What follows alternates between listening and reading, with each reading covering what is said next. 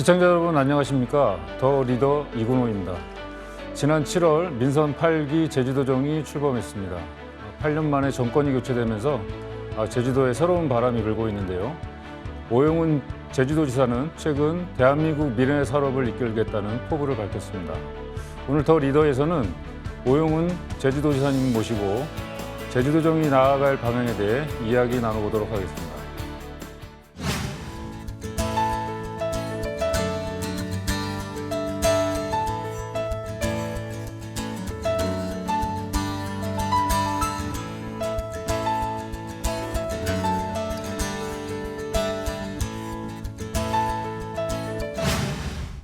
안녕하십니까? 네, 안녕하십니까? 바쁘신 가운데 출연해 주셔서 고맙습니다. 시청자들에게 인사 말씀 부탁드립니다. 네, 안녕하십니까? 저희 특별자치도지사 오영훈입니다. 지난 7월 1일 저희 특별자치도 도지사로 취임한 이래 지금 100일째 열심히 뛰어다니고 있습니다. 제주의 미래를 위해서, 대한민국의 미래를 위해서. 제주는 늘 대한민국 국민 여러분의 힐링의 섬이자 그리고 치유의 섬으로 역할을 해왔습니다. 더 나은 변화된 발전된 모습 보여드리기 위해 더 노력하겠습니다. 예, 두 번째 질문 들어가겠습니다. 민선 8기 제주도정 출범이 100일이 넘었습니다. 네. 그동안 어떤 변화가 있었고 감회가 어떠신지 말씀해 주시죠. 길다면 긴 시간이고 짧은 시간 100일이 지금 지나고 있습니다. 그런 과정에서 현재 제주도에 대한 진단 작업이 있었고 또 성찰이 있는 가운데 미래를 설계하는 그런 작업들을 진행을 해왔습니다. 그래서 제가 가장 중점적으로 했던 분야는 민생 경제를 돌보는 일이었고요. 그래서 1차 추가 경정 예산안을 8,510억이라는 역대 최대 규모로 편성하면서 민생 경제를 돌보는 데 큰 방점을 두었습니다. 그리고 나서는 기업하기 좋은 제주를 만들기 위한 다양한 정책을 펼치고 있고요. 상장기업 20개 육성 유치 그리고 미래산업 육성에 대해서 꾸준하게 문제 제기하고 설계를 하고 있다는 점 말씀드립니다. 예, 앞서 말씀하신 듯이 취임 열흘 만에 경제위기 극복을 위해서 8,500억 원의 추경을 증액 편성한 데 이어 네. 내년 국비로 1조 8,500억 원을 확보하셨습니다. 네. 앞으로 어떤 분야에 초점을 맞춰 사용할 계획이신지요?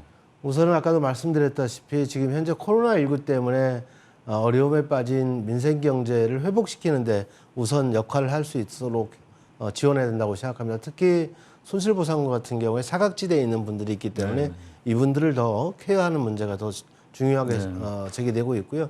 또한 저희들은 1차 산업 비중이 10.9%로 전국에서 가장 1위로 이제 그 비중이 그만큼 높습니다. 그렇기 때문에 1차 산업에 종사하시는 분들이 코로나19 과정에서도 어려움을 겪었기 때문에 이분들에 대한 지원, 유가 지원이라든가 그다음에 또 소득 지원, 또 택배비 지원, 다양한 방식의 지원 정책이 필요합니다. 이런 부분들은 현재의 문제를 극복하기 위한 지원이고 미래를 대비하는 그런 지원책도 계속 강구해야 된다고 생각을 하고 있습니다. 새로운 산업을 육성하기 위해서 기업 유치 제도를 정비하고 그리고 또 세제 지원과 그리고 주거비 지원, 또 마케팅비 지원 이런 물류비 지원 등을 할 수 있는 경제적 시스템을 준비해 나가고 있다는 점 말씀드립니다. 예, 가장 관심 갖고 제가 봤던 프로필 중에 하나가 제주 4.3 사건 관련된 활동들이셨습니다. 제주 4.3 사건의 명예회복과 상생을 위한 활동과 역할에 평생을 바쳐오셨다고 들었습니다. 청년 시절부터의 인연과 지금의 성과, 앞으로 가야 할 방향에 대해서 좀 말씀해 주시죠. 제가 저는 87학번입니다. 87학번이기 때문에 민주화운동 시기에 대학을 다녔고 그런 과정에서 4.3에 대해서 자연스럽게 인식하게 되었는데요. 그때까지만 해도 제 조부님과 증조부님이 4.3 때문에 돌아가셨다는 걸 모르고 있었습니다. 아버님 그렇게 얘기를 안 해주셨죠. 아버님도 당시 2살 때 일이기 때문에 자세히 알 수는 없었고 4.3에 대해서 이야기하는 것 자체가 금원시됐었기 때문에 이야기를 할 수 없었던 상황이었다고 봅니다. 근데 그런 과정에서 4.3 진상규명과 명예회복을 촉구하는 그런 국회 특위를 구성해 줄 것을 촉구하는 청원운동을 제가 대학 시절에 전개를 했었고요.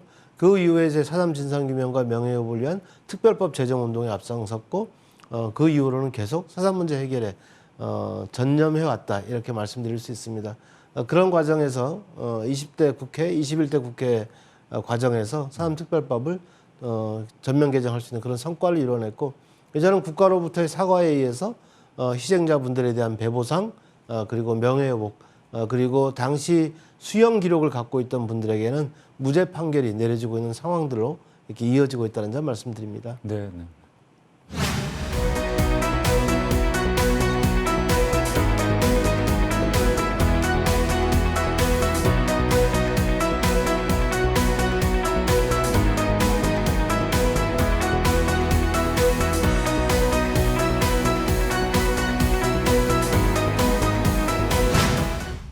예, 오영훈 도지사님과 함께 계속해서 민선 8기 제주도정의 계획에 대해서 알아보겠습니다.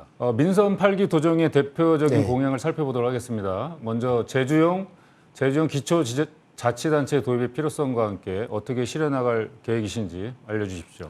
저희도 같은 경우는 2006년도에 특별자치도 특별법에 의해서 기초자치단체를 폐지하고 행정시로 재편하면서 단일광역 행정체제로 재편을 했습니다. 그러다 보니까 제왕적 도지사의 권력이라는 비판이 있어 왔고 풀뿌리 민주주의는 약화됐다는 그런 비판이 계속 제기되어 왔습니다. 그런 과정에서 제가 새로운 기초자치단체 도입에 대한 필요성을 지난 선거 과정에서 제기를 했고 그리고 왜 새로운 기초자치단체 도입이냐면 기관 구성의 형태를 다양화할 수 있는 새로운 시도, 좀 진전된 기초자치단체의 안이 대한민국에서 나올 준비가 되어 있다. 이미 지방자치법 전면 개정으로 기관 구성 형태를 다양화할 수 있도록 법적 기반이 마련되어 있거든요. 그렇기 때문에 저희도가 먼저 선도적으로 추진할 의지가 있다는 것을 제가 말씀드렸던 것이고 도민들의 또 관심도 상당히 크기 때문에 저는 새로운 기관 대립형이 아니라 기관 통합형을 비롯한 다양한 기관 구성 형태를 논의해서 도민들의 자기결정권을 가지고 결정하면 주민투표에 붙여서 도입할 수 있도록 그렇게 추진하겠다는 의지를 말씀드렸습니다. 네. 앞서 말씀하신 것 중에 20개 상장기업 육성 및 유치와 관련한 말씀을 하셨었는데요. 네. 어떤 준비를 하고 계십니까? 저희도는 좋은 일자리가 많이 없는 게 가장 큰 문제입니다. 인구 유입은 전 세대별로 많아지고 있는데 비해서 유독 20대 인구만 인구 유출이 많습니다. 유입보다. 그러면 20대라는 것은 또 대학을 가기 위해서 진학을 하기 위해서 서울 수도권으로 오는 경우, 그다음 취직을 위해서 수도권으로 오는 경우가 대부분이거든요. 즉 좋은 일자리가 없기 때문에 많이 간다는 얘기가 되는 것이죠. 그러면 저는 좋은 일자리라고 한다면 최소한 상장 회수 정도는 되면 좋은 일자리가 우리가 좀 규정할 수 있지 않을까. 그리고 제주도에는 좋은 상장 회사가 거의 없었기 때문에 7개의 상장 회사가 있었고요. 그래서 저는 20개의 상장 회사를 육성하거나 유치하는 공약을 했던 것이고 그에 대한 준비를 차곡차곡 해나가고 있습니다. 우선 상장을 추진하는 회사들에게 어떠한 세제 혜택과 지원 정책을 할 것인지 지금 준비를 해서 정책을 지금 설계하고 있다는 점을 말씀드리고요. 최근에 저희도 내 향토 기업을 대상으로 상장 희망을 이제 설문을 통해서 조사를 해봤더니 24개 회사가 4년 내에 상장 회사를 추진하겠다라고 이런 답변을 줬습니다. 이미 그만큼 반응이 있는 것이고요. 꿈의 크기를 좀 더 크게 하고 있구나 하는 걸 확인하고 있습니다. 또 수도권에 있는 많은 기업들도 제주에 오고 싶어하는 기업들이 많습니다. 왜냐하면 최근에 20, 30대의 라이프 스타일 자체가 많이 바뀌었잖아요. 업무 스타일도 많이 바뀌면서 일하면서 휴가를 즐기는, 쉬면서 일하는, 바다를 보면서 일하고 싶다는 이런 열망들이 뭉쳐지면서 워케이션 열풍이 상당히 높게 불고 있습니다. 그래서 그런 워케이션의 성지에 걸맞는 여건들을 만들면 수도권에 있는 기업들도 더 이전할 수 있고 다 오지 않더라도 연구개발자들은 제주에 와서 연구개발할 수 있는 여건들이 만들어지지 않을까 기대하고 있고요. 그래서 오늘도 제가 서울 잠실에서 롯데 시티몰에서 이제 기업 유치 설명회를 했습니다. 그래서 한 80여 개의 기업이 와서 자세히 상담하고 있는 중인데요. 저는 좋은 성과가 있을 것으로 기대하고 있다는 점 말씀드립니다. 네, 지난 지방선거에서 N분 도시 구상이 나왔습니다. 오영훈 도지사님도 15분 도시 제주를 내세우셨는데요. 맞습니다. 어떤 구상인지 설명 좀 해주시죠. 예전에 아마 저희 민주당인데 이제 박영선 서울시장 후보가 물론 그때 패하긴 했지만 컴팩트 도시 21분 도시를 들고 나왔을 겁니다. 어쨌든 개념은 21분이든 15분이든 그 도시의 여건에 맞게끔 그 시간 범위를 정하는 것이니까요. 정확히 얘기하면 아까 표현했듯이 N분 도시라는 표현이 맞을 것 같습니다. 저는 저희도 같은 경우는 15분만 자동차로 버스로 대중교통으로 이동하든 걸어서 도보로 이동하든 아니면 자전거를 타서 이동하든 이렇게 이동할 수 있는 거리 내에 최소한의 공공 서비스, 의료 서비스, 문화 서비스 이런 부분들을 누릴 수 있는 여건이 갖춰져야 한다. 그리고 평상시에는 많이 이동하지 않아도 본인이 거주하고 있는 지역에서 15분 거리 내만 이동해도 일도 하고 쇼핑도 하고 여가를 즐길 수 있는 시스템을 만드는 게 필요하다는 것이죠. 그러면 우리가 기후 온난화 시대에 에너지 지출을 소비를 최소화시켜야 될 거 아닙니까? 그러면 15분만 이동하면서 에너지 소비도 줄이고 그리고 일도 할 수 있는 이런 여건을 만들자는 취지에서 15분 도시를 만든 겁니다. 공약을 한 것이고요. 저희 동네 같은 경우 이제 읍면지 해안선을 중심으로 그리고 중산간을 중심으로 마을이 조성돼 있는데 이 기 조성돼 있는 읍면 지역에 모자란 부분을 어떻게 채울 것이냐.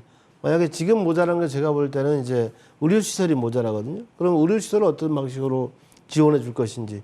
그래서 우리가 민간협력의원 제도라는 걸 만들어서 민과관이 함께 병원을 운영하는 시스템을 설계했고 지금 올해 연말에 준공하게 되는데요. 그런 방식을 통해서 의료시설을 보완해 준다. 그리고 체육관이 없는 데나 문화체육시설이 없는 데는 거기를 우선적으로 없는 데를 만들어준다. 뭐 이런 개념. 이게 빈 곳을 채워나가다 보면 저는 15분 도시는 조만간 그리 길지 않은 시간에 만들 수 있지 않을까 하는 기대를 갖고 있습니다. 그렇겠네요. 네. 모든 지역이 다 똑같겠지만 제주는 환경을 정말 잘 보존해야 되는 지역이라고 맞습니다. 생각을 합니다. 그를 위한 다양한 정책과 프로젝트가 준비 중이라고 들었습니다. 그중 하나가 환경보전분담금 제도 도입인데요. 어떤 내용입니까? 이게 제주도민으로서 참 답답할 때가 언제냐면 인천에서 카페리가 이제 제주로 운항이 됩니다. 저녁에 타서 아침 새벽에 내리게 되는데요. 아침에 내리면 배에서 식사를 하고 도시락을 들고 성판악을 오릅니다. 한라산을. 성판악으로 이제 병록담에 가서 도시락을 드시고 내려오면서 관음사 야영장에 이 도시락 드신 거를 쓰레기를 버리고 화장실을 이용하고 다시 배 타고 올라갑니다. 저희들은 10원 한 푼 쓰지 않는 거죠. 그런데 이 쓰레기에 대한 처리 비용, 화장실 이용에 대한 부분 누가 부담합니까? 저희도민이 부담하는 거죠. 즉 지금 현재 환경기초시설과 관련된 비용 부담이나 그리고 어떤 그 국가 예산 부담의 설계는 주민등록지를 기준으로 설계하도록 되어 있습니다. 그런데 우리 같은 경우에는 이 체류하고 있는 주민등록을 기준으로 한 도민보다 관광객이 더 많이 관광객도 더 많이 오고 있지 않습니까? 1년에 1,500만 명이 온다는 거 아닙니까? 그러면 이분들이 버리는 쓰레기, 오폐수 이 부분에 대한 비용 부담은 어떻게 할까요? 그래서 와서 본인이 어쨌든 환경 요인을 발생시킨 거 아닙니까? 그 부분에 대해서는 분담을 해야 된다라는 취지입니다. 그래서 환경보전분담금제라고 이름을 붙이고 있는 것이고 이게 이제 입법이 가능해야 또 국민적 공감대가 형성이 되어야 저는 해결될 수 있는 문제라고 보여지고요. 섬이라는 특수한 환경에 대한 이해를 같이 해주셨으면 좋겠습니다. 이 쓰레기를 어떻게 다르게 처리할 수 있는 방법이 없잖아요. 그러기 위해서 저는 제주 섬을 사랑하시고 또 관광해 주시는 많은 분들이 함께 공동으로 책임져야 될 문제가 아닌가 생각합니다.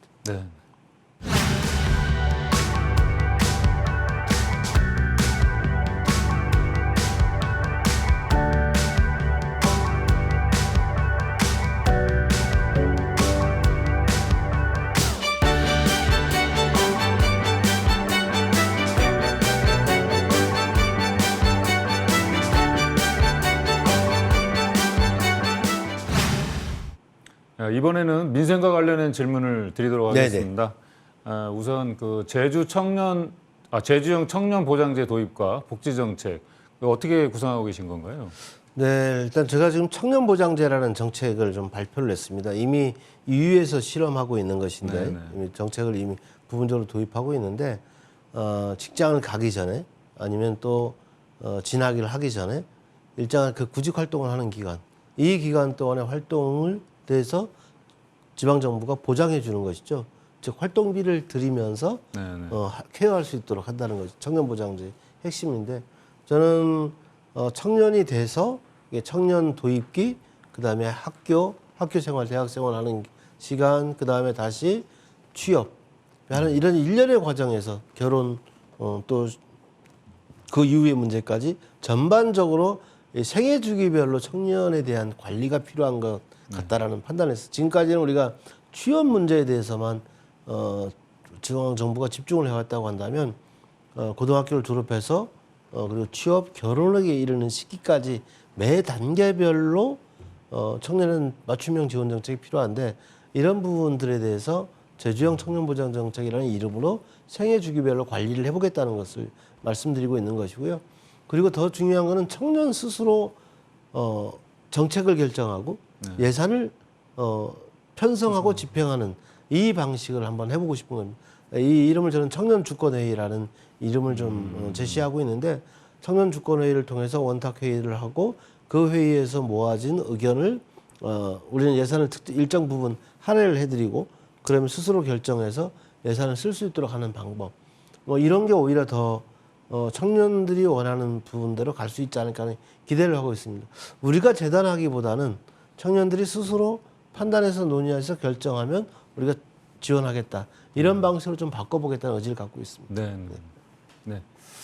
아무래도 제주의 환경을 생각한다면 네네. 그 기존 화석 에너지보다는 신재생 에너지 네. 분야를 선호할 수밖에 없을 네. 겁니다.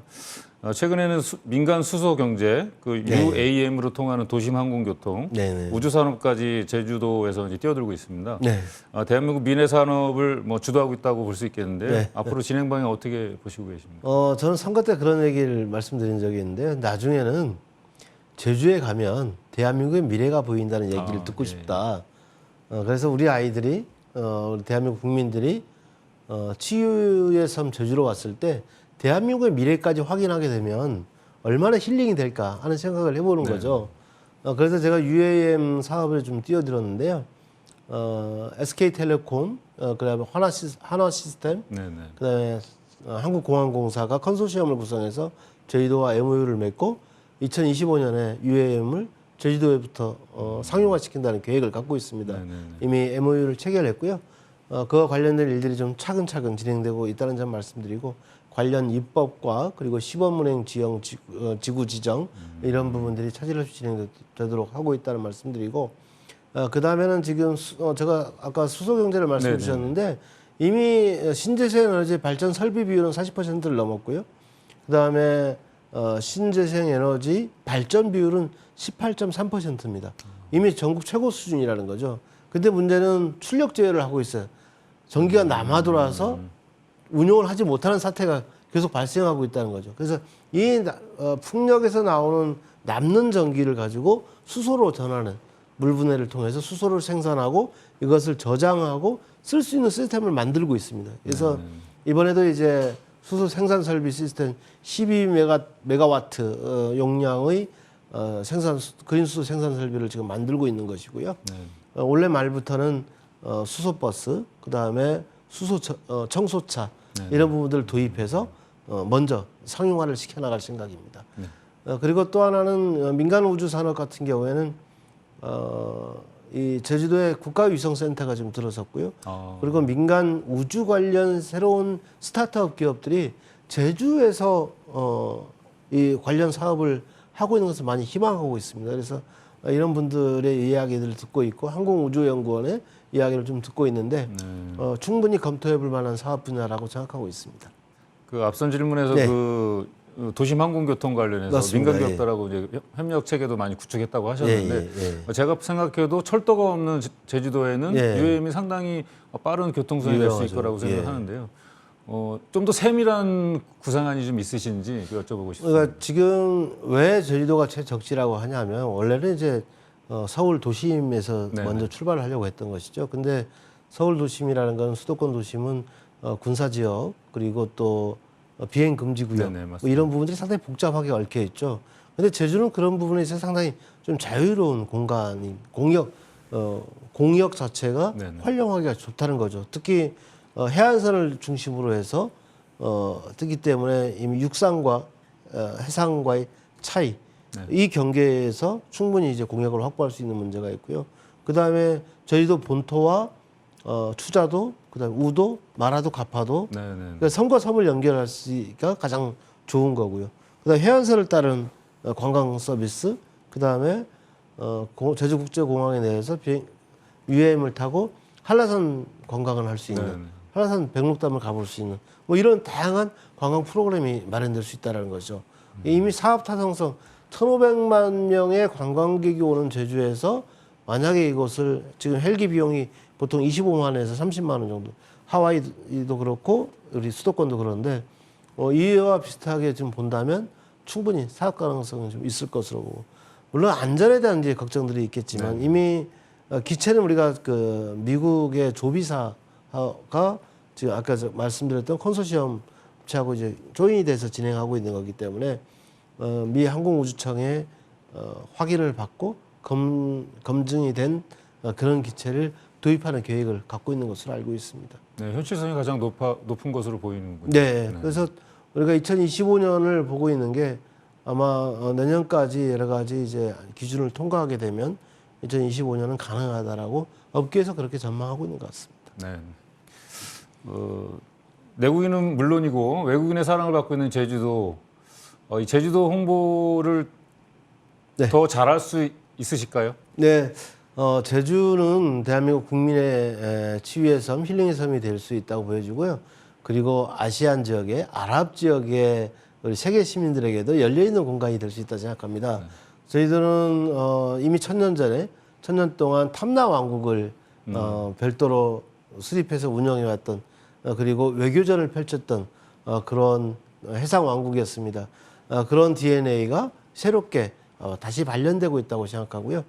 아시안 플러스 알파라는 정책을 통해서 아시아권과 아랍 지역에 대한 교류 협력 사업을 확대해 나가고 있습니다. 이미 5월 달에는 싱가포르와 제주가 직항로를 만들었고요. 그리고 7월 달에는 방콕과 직항로를 만들었고 11월 달에 다시 일본 오사카와 직항로가 더욱더 개설이 됩니다.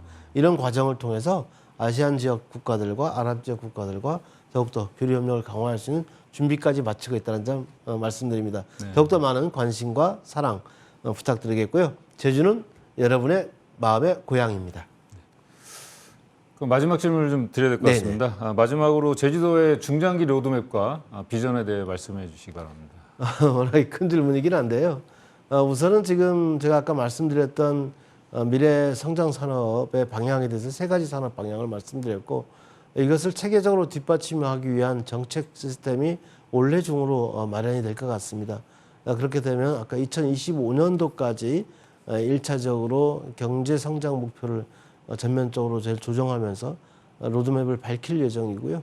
그리고 2030년대까지 카본 프리 아일랜드와 관련된 에너지 관련 정책, 수도 경제 관련 정책이 잇따라 수립하게 될 것 같습니다. 그래서 어쨌든 저는 제주도가 기업하기 좋은 제주가 되어야 되고, 그리고 국민들에게는 쉴 수 있는 힐링의 섬이 돼야 된다고 생각을 하고요. 또 세계 도시인들에게는 기회의 섬이 될 수도 있고, 또 특히 우리 청년들에게 기회의 섬이 될 수 있도록 여러 가지 준비를 잘 하겠다는 것입니다.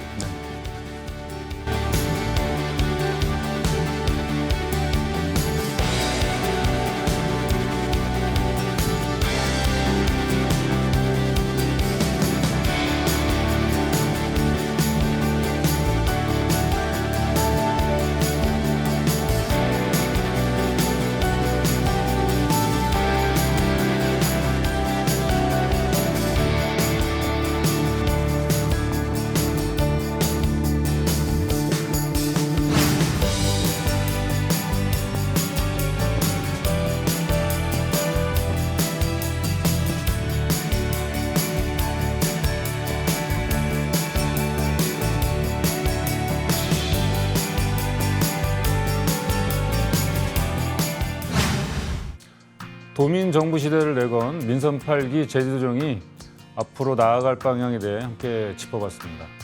사람과 자연이 행복한 제주를 위한 제주도정의 역할과 발전을 기대하겠습니다. 오늘 출연해 주신 오영훈 제주도지사님 고맙습니다.